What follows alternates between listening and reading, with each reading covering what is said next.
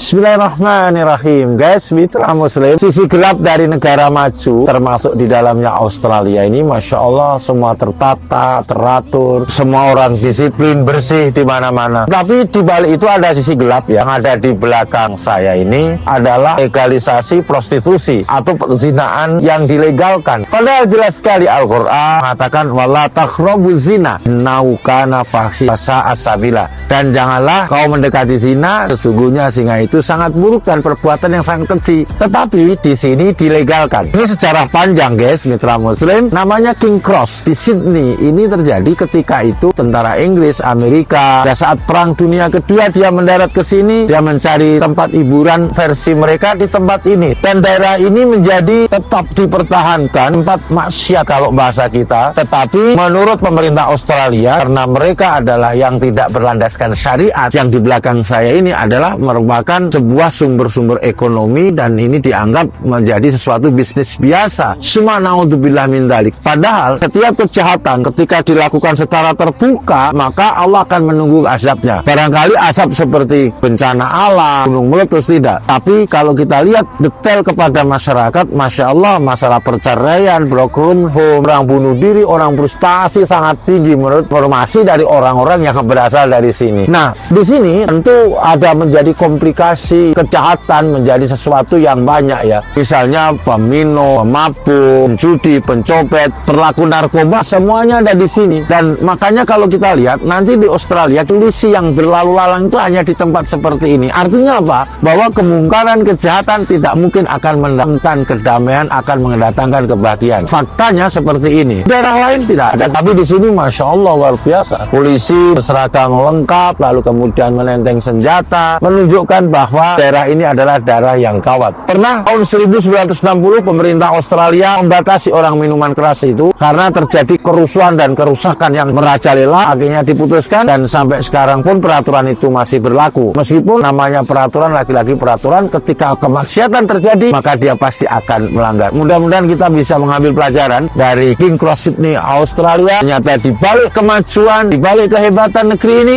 ternyata menyimpan sebuah fenomena kemaksiatan yang berakibat kepada kesalahan fatal terhadap negeri ini. Wallahu muwaffiq ila aqwamit thoriq. Wassalamualaikum warahmatullahi wabarakatuh.